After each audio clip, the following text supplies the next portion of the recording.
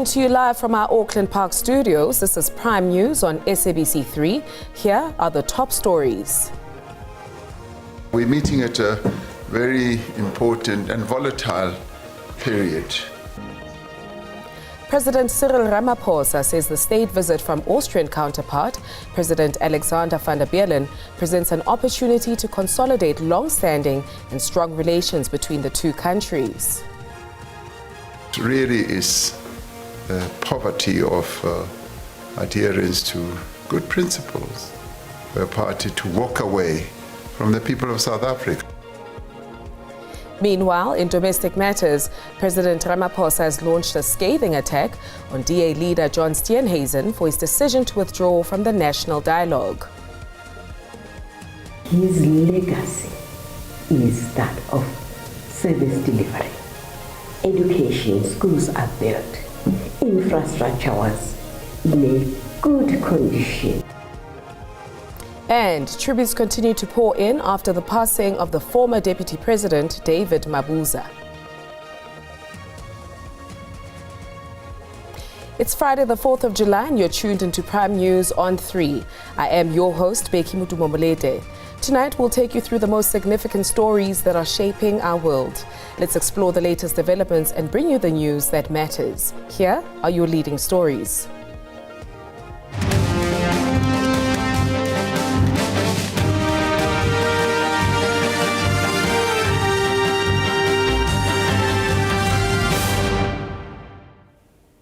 President Cyril Ramaphosa says South Africa will always appreciate Austria's ongoing commitment to the country's development and efforts to push for inclusive growth and job creation.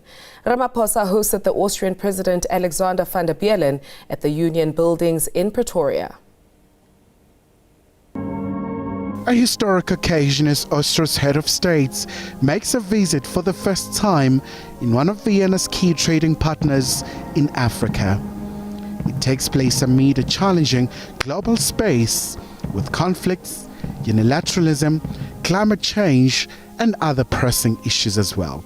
We're meeting at a very important and volatile period, and we, in doing so, will want to rely on the adherence of the values and the principles that are espoused in the United Nations Charter, the respect for the sovereignty of countries, but we also want to focus on the security of countries, and we want to be very clear in standing against conflict and war. Pretoria says it remains open to deepen trade with Vienna, which is one of the central economies under the EU bloc. Today marks a new chapter for the relations between Austria and South Africa as we seek to deepen investment and trade between our two countries. The state of global security also featured prominently as the Sudan civil war continues and the Russia-Ukraine conflict rages on. Through our geographical situation and the historical situation, our two countries represent different perspectives in this regard. And the nervousness that is caused by this war of aggression is greater in Europe than in South Africa. Meanwhile, Austria and South Africa signed 2 memoranda of understanding on consular affairs and technical vocational training to boost the country's skills base. Kylie Kumalo, SABC News, Pretoria.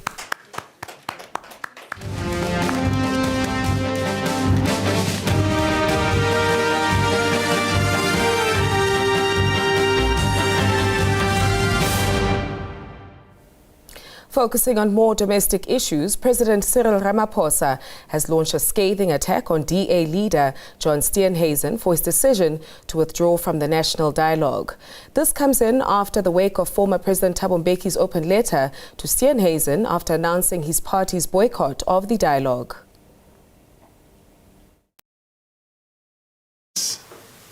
Poverty of adherence to good principles for a party to walk away from the people of South Africa, because this is precisely walking away from the people of South Africa and defining yourself outside what the people of South Africa are embracing.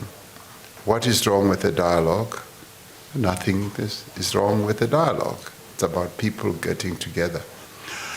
So what I can say is that the national dialogue will continue without the participation of the Democratic Alliance. And we will probably have a very, very successful dialogue without diversionary inputs or interference from a party that does not have the interests of South Africans at heart. Meanwhile, the DA leader John Steenhuisen remains steadfast in his opposition to the national dialogue, questioning its purpose and potential outcomes. President's comments, there's a lot of things in the statement of intent, apart from a national dialogue, that have not been observed to date. Clause 19.3, which all parties signed on to at the beginning of the process, has not been adhered to. That also makes a very clear commitment to rooting out corruption in the public service, but also calls for integrity of leadership at a national level. It's going to end up just like every other plan, every other issue, every other talk shop that's happened for the last 20 years. People will still be living in abject poverty. Our unemployment will still be sitting as unacceptably high. Our young people and young graduates will still be sitting without opportunities, because what people need now is action. They've had 30 years of talking.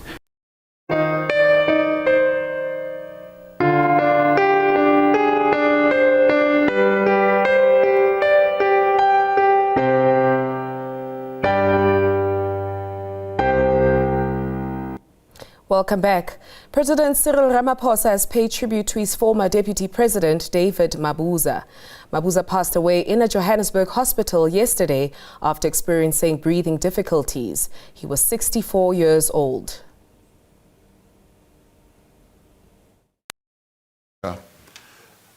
Is today morning the passing of our former deputy president, David Mabuza, who was my deputy president in the sixth administration rather. He served as the deputy president of the Republic from 2018 to 2023, and before that as the premier of one of our provinces, Mpumalanga. It is appropriate that we pay tribute to him on this occasion, both for his contribution in many, many ways to the development of our democracy and to the quest for peace and stability also on the African continent. He was deeply committed to the cause of the people of South Africa and to building bonds of friendship and cooperation with peoples from other countries around the world. Still on the subject, tributes continue to pour in for the former deputy president. Pola Trust, a village outside White River where Mabuza was born in 1960. He started schooling in this primary school in 1974. Then later, his career as an educator began. Mpumalanga is the province where he rose to prominence in the political space. He started as a young somebody to be followed by people. Where you'll find him, you'll find a number of people. He was also a soccer player in a school. He was staying not very far from my house. My parents also were there at Pola. So he was good in mathematics, in English. The residents in Pola also spoke on the impact and role Mabuza played in the community. The late deputy president also played a role in grooming young politicians within the ANC Youth League structures when he was the premier of the Mpumalanga province. In fact, he was everything to me. And Wes, he was not just a comrade to me, but he also played a fatherly figure role in my life. Whenever I needed shoulders to cry on, he was always available. Yesterday it was difficult because I spoke to him early in the morning around 8 o'clock yesterday. Very fine, jovial mood like any other day. We spoke at length and everything was fine. Mabuza has also been described as a person who was a pillar within the ANC even in his last days. His legacy is that of service delivery. Education, schools are built, infrastructure was in a good condition, and if they don't pull up their socks, that 51% will be gone. But people love the ANC. The Mabuza family is expected to arrive back in the province this afternoon. Nhlamulo Mabasa, SABC News, Polar Trust.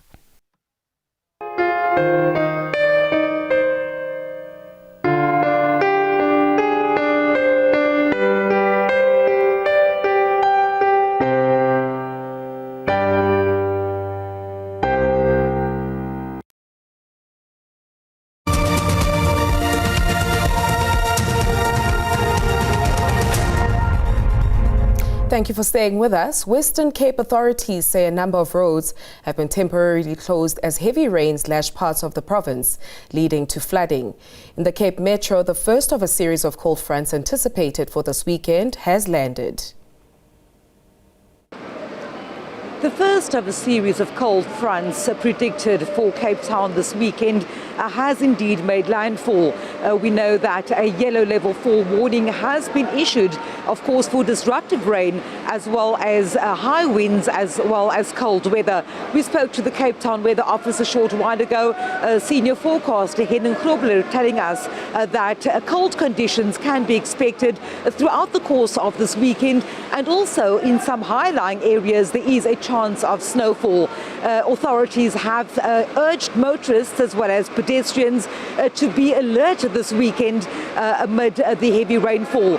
They've also said that the large amounts of rain can result in flooded roadways as systems battle to drain the water as quick as possible. Of course, we know that disaster management teams are out in full swing and are on high alert, as well as the partners in the humanitarian aid space. For example, this afternoon we know that the organization, the Gift of the Givers, are in Chris Nissen Park in Strand, of course, one of the communities that have been affected already after days of inclement weather conditions. The true impact of the rainfall that has been predicted and which we are seeing coming down across the mother city at the moment, according to the City of Cape Town, will only be determined later on this evening and into the weekend. Motorists have been advised to drive cautiously, pedestrians have been advised to be cautious on the roads as well, and then those living in informal settlements in low-lying areas have been asked to ensure that they try their best to make sure that their homes are safeguarded against the elements.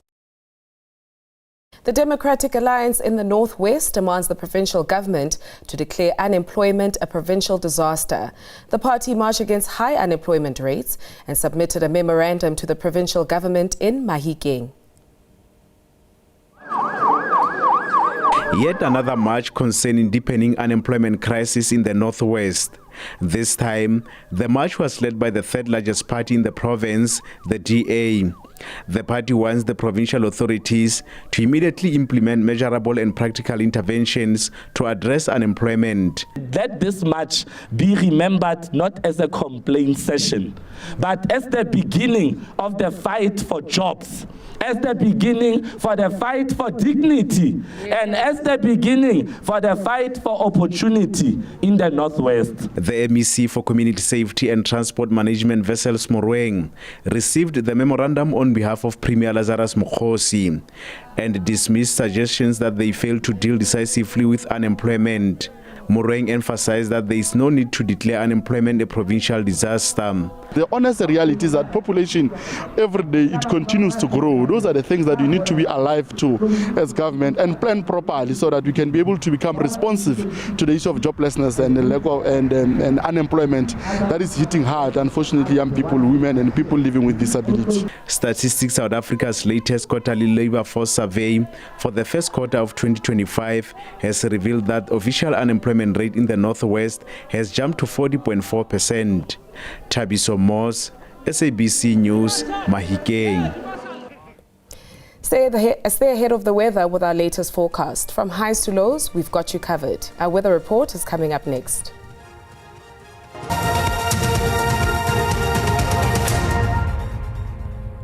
Thank you very much and a very warm welcome to the weather desk. Time for us to look at those conditions over the country now. We're still experiencing the effect of those cold fronts that has been affecting the weather over the country. The first one is expected over KwaZulu-Natal, stretching into that low belt of Mpumalanga. 30% chance of showers and rain over Lesotho, stretching into the Eastern Cape, where snowfalls is also expected. Up to 80% chance of showers and rain is expected over Cape Town because of that cold front that is about to make landfall over Cape Town, becoming scattered to isolated as we move towards the Western Cape and also the Eastern Cape for tonight. Now moving on to tomorrow, we see the first cold front moving away. The second one is expected over the interior of the Eastern Cape, stretching into the Northern Cape. Behind the cold front, we do expect snowfalls and also expect temperatures to drop significantly. Up to 60% chance of showers and rain expected over that interior of the Eastern Cape. Still expecting up to 80% chance of showers and rain over Cape Town, stretching into that interior for tomorrow. Now let's look at some warnings. We start off looking at tonight's warning. We're expecting up to level 4 warning of disruptive rainfall over the mother city, stretching into that interior. As we move towards the coast, it is a level 2 warning of damaging winds, which will make it difficult to navigate at sea. Moving towards the coast over the Eastern Cape, level 2 warning of damaging winds and waves for tonight. Moving into the interior, snowfalls is expected over the high-lying areas as we move into Maletswai, Komani for tonight. And also those damaging winds is just a level 1 as we move into that interior of KwaZulu-Natal. For tomorrow, as that cold front is expected over that interior of the Eastern Cape, stretching towards the Northern Cape. It is a level 1 warning of some snowfalls over that interior of the Eastern Cape. And as we move towards the coast, it is a level 2 warning of some damaging waves, meaning that it will also be difficult to navigate at sea. We're still expecting a level 4 warning of disruptive rainfall as we move into Cape Town, stretching into that interior. Flooding is a possibility over those areas because of persistent rainfall, and also the soil is still saturated. It wouldn't take a lot of rainfall for the flooding to occur. Overnight temperatures, we're still expecting freezing conditions as we move into Bloemfontein, Kimberley, Vryburg, and also as we move towards Bethlehem. It is freezing over those areas for tonight, and also 5 over Pretoria. Cool conditions as we move into Musina with a high of 12. It is a warm day over Musina for tomorrow with a high of 29. Should be cool over Gauteng, Pretoria, Johannesburg peaking at 16, 21 over Durban.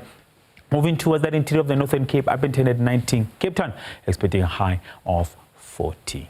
That's all the weather I have for you. Stay tuned.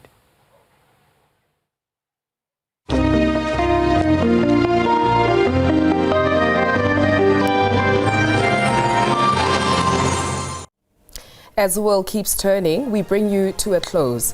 Thank you for joining us this week. From our studio to your home, stay ahead, stay safe, and stay warm. Good night.